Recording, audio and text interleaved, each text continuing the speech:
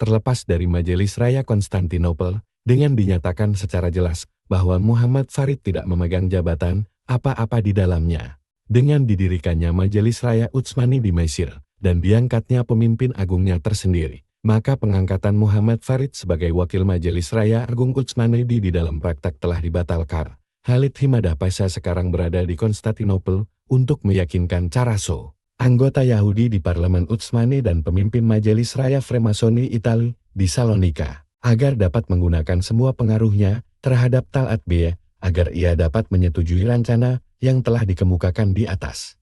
Pangeran Aziz Hasan dan Muhammad Farid, kedua orang itu juga dalam perjalanan menuju Konstantinopel, dan ketika Talat Bey membantah kebenaran berita tentang pengangkatan Utsmani di Mesir. Dan ketika ia menjelaskan bahwa ia dan teman-temannya di Perkumpulan Persatuan dan Kemajuan tidak akan melakukan tindakan kebodohan seperti itu, maka sebenarnya ia dengan sengaja telah berbohong. Mungkin sekali hal itu dilakukannya di bawah tekanan sumpah-sumpah yang dilakukan oleh anggota-anggota perkumpulan itu untuk tidak membukakan rahasia-rahasianya. Dalam waktu yang sama, Yusuf Sakakini telah sampai pula ke Konstantinopel, setelah ia melakukan perjalanan dari Mesir ke Syria di mana ia telah tinggal beberapa waktu lamanya untuk menggabungkan majelis-majelis Freemasonry ke dalam Majelis Raya Agung Utsmani. Majelis Raya Agung Utsmani tunduk kepada Perkumpulan Persatuan dan Kemajuan. Majelis Raya Agung di Turki yang tunduk kepada Perkumpulan Persatuan dan Kemajuan berhasil menguasai majelis-majelis Freemasonry di Mesir dan memenuhinya dengan kaum nasionalis Mesir. Maka sudah pasti bahwa kecenderungan ini adalah ke arah operasi rahasia dan tersembunyi yang tujuannya adalah terjadinya suatu ledakan sosial yang tidak disangka-sangka pada suatu hari nanti, sama dengan ledakan yang telah mengejutkan dunia yang terjadi di Salonika pada bulan Mei tahun 1908. Haham Agung Yahudi minta bantuan Duta Besar Inggris untuk menolong seorang Yahudi Freemasonry. Dalam kesempatan ini, saya ingin mengemukakan sebuah peristiwa yang cukup aneh. Belum begitu lama berselang, Haham Agung baru bagi kelompok Yahudi di Turki datang berkunjung ke kedubes Inggris.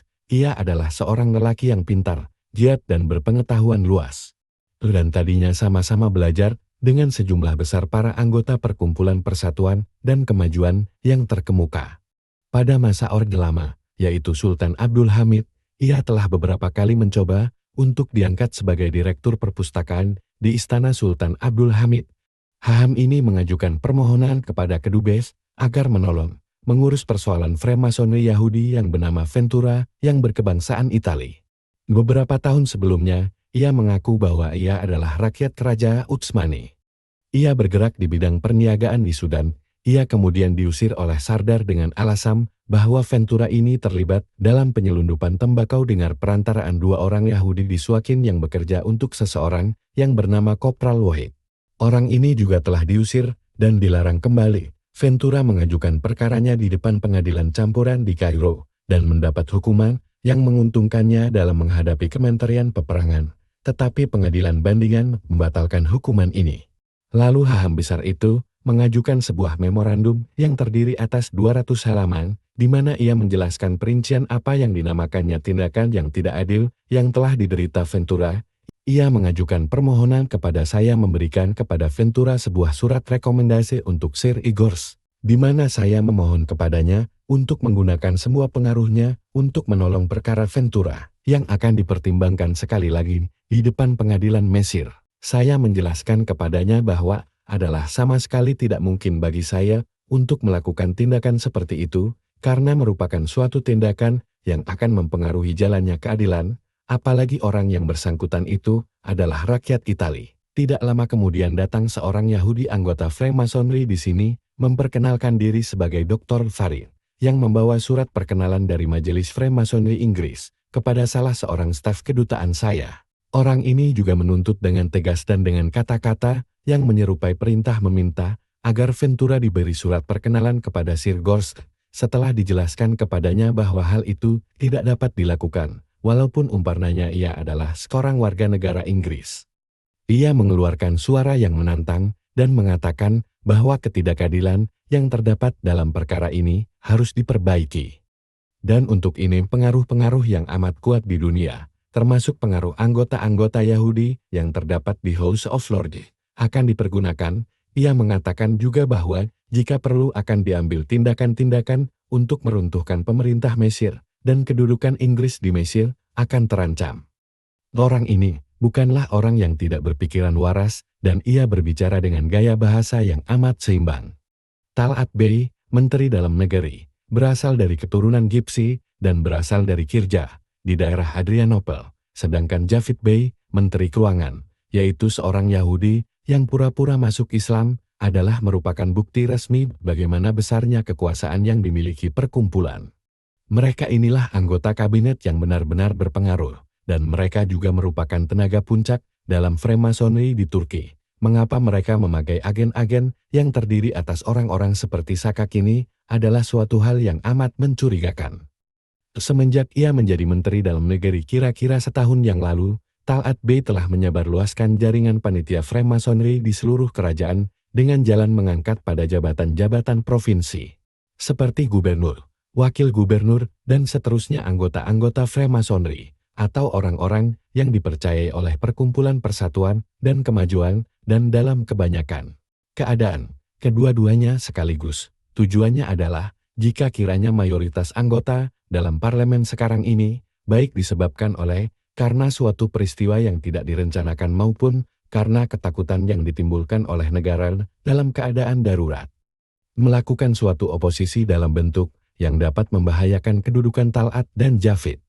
Maka yang tersebut belakangan ini dengan langsung menanggapinya dengan jalan mengadakan suatu penggulingan kekuasaan, membubarkan parlemen dan mengadakan pemilihan umum yang baru yang akan dapat dimanipulasikan oleh klub-klub Perkumpulan Persatuan dan Kemajuan dan majelis-majelis Freemasonry yang terdapat di provinsi-provinsi dan dapat memilih anggota-anggota parlemen baru yang lebih patuh kepada kehendak-kehendak Freemasonry. Jelas bahwa yang benar-benar memerintah Turki sebagai pemerintah rahasia adalah majelis-majelis raya Freemasonry dengan Tal'at Bey sebagai ketua agungnya. Eugen Tafemir dalam makalahnya dalam majalah abad ke-19, bulan April, telah menyatakan Republik Prancis sebagai anak kandung Majelis Raya Freemasonry. Gelar seperti itu mungkin tepat sekali diberikan kepada Perkumpulan Persatuan dan Kemajuan Utsmani karena orang-orang Freemasonry yang menjadi pendukung dari perkumpulan itu, sedangkan sebagian besar dari orang-orang yang bukan Freemason, yang berarti mayoritas terbesar dari para penduduk, secara rahasia menentang pemerintah. Sama halnya dengan orang-orang Republikan di Prancis dan orang-orang Freemasonry. Maka kata-kata yang paling sering mereka ucapkan adalah reaksioner dan kaum agama. Tujuan mereka yang utama bukanlah untuk mengubah dan memodernkan hukum alam, tetapi menggerogotinya dan menghancurkannya. Kebanyakan dari para pemimpinnya, walaupun terus terang mengakui sebagai golongan rasionalis, tetapi dalam bentuk yang bertentangan sekali berusaha untuk menggunakan semangat keislaman rakyat sebagai suatu senjata politik, dan menyalurkannya ke jalur-jalur tujuan chauvinistik berdasarkan garis-garis rasionalisin, yaitu pan-islamisme yang bersifat Asia. Ia amat tidak bisa menerima posisi, salah satu caranya yang pokok dalam menghancurkan musuh-musuhnya, adalah mendorong posisi mereka dalam bentuk sedemikian rupa, sehingga harus menyatakan oposisi mereka secara terbuka, dan setelah itu menghancurkan mereka sebagai golongan reaksioner. Beberapa orang dari kalangan alim ulama telah didorong untuk masuk Freemasonry, dan ulama-ulama ini dijadikan contoh dengan maksud untuk menghilangkan rasa tidak senang dan prasangka-prasangka yang terdapat di kalangan rakyat. Seorang Turki mengatakan bahwa hal ini adalah suatu proses memabukkan para ulama dengan ganja Yahudi. Dari penelitian yang telah kita lakukan sebelumnya, dan juga dari setiap penelitian yang cermat yang dilakukan terhadap gerakan Turki muda dalam tahapnya yang sekarang ini, maka akan jelas kelihatan bahwa gerakan ini pada dasarnya bersifat Yahudi dan Turki yang bertentangan dengan unsur-unsur lain yang terdapat di dalam kerajaan Utsmani, seperti orang-orang Arab, Yunani, Bulgaria, Armenia, dan seterusnya. Orang Turki pada umumnya adalah seorang tentara, dan di bawah bentuk-bentuk konstitusional ia berjuang agar jenis bangsanya tetap berdominasi, suatu hal yang hanya dapat dilakukannya dengan perantaraan tentara. Karena itu ia membelanjakan 1/2 dari pendapatannya untuk keperluan tentara, dan menggunakan tentara itu untuk menjadikan unsur-unsur lain berada selalu dalam keadaan ketakutan dan dapat tunduk dengan diam. Suatu konstitusi dipandang dari suatu segi mengandung pengertian kemajuan ekonomi, tetapi organisme ekonomi orang Turki terdiri atas jenis yang amat rapuh, dan jika tidak mendapat dukungan yang cukup, maka ekonominya ini tidak akan dapat bertahan, agak sepekan saja. Pada mulanya diharapkan bahwa orang-orang Armenia, Bulgaria, Yunani dan orang-orang Yahudi akan dapat berfungsi sebagai motor di bidang ekonomi, tetapi kelihatan bahwa Turki muda itu hanya bersekongkol dengan orang-orang Yahudi saja. Baik yang di dalam kerajaan Utsmani maupun yang terdapat di luarnya, sedangkan bangsa-bangsa lain dikesampingkan saja.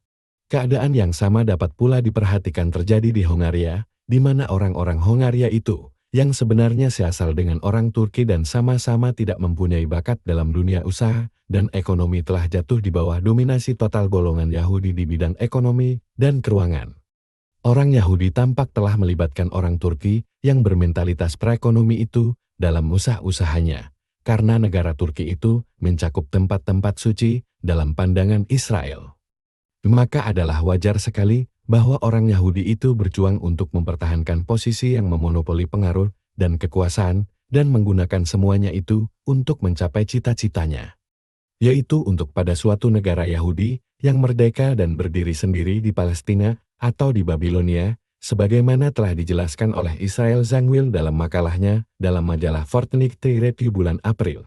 Dengan sekali tindakan saja ia dapat mencapai dua tujuan sekaligus, jikalau ia dapat menghasilkan dari orang Turki hak bagi orang-orang Yahudi untuk pindah ke Turki dalam jumlah yang tidak terbatas. Tujuan ini sesungguhnya telah diusahakannya selama bertahun-tahun.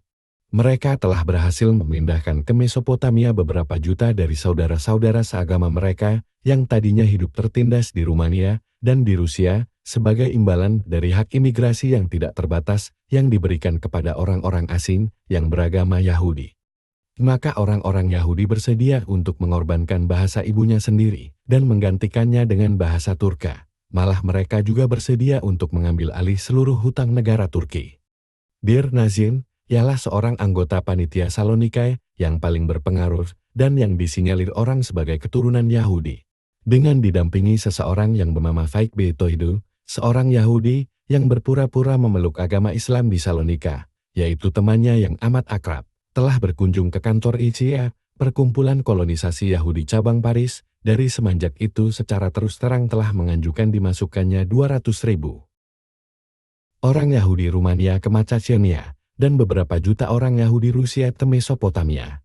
Israel Zangwill, dalam makalahnya dalam majalah Fortnightly Review bulan April itu, telah menunjuk kepada masalah yang telah dikemukakan di atas dan menyatakan harapannya agar Haki Pasha, Perdana Menteri sekarang ini, harus dapat dipercayai untuk memberikan nasihatnya kepada Sultan dalam bentuk yang baik mengenai masalah itu, yaitu agar pemerintah Turki setuju untuk mengadakan suatu negara yang berdiri sendiri untuk orang-orang Yahudi di Mesopotamia. Haki Pasha ini telah diberi seseorang sekretaris pribadi, yaitu seorang Yahudi. Ia juga amat sering berkunjung ke rumah seorang Yahudi.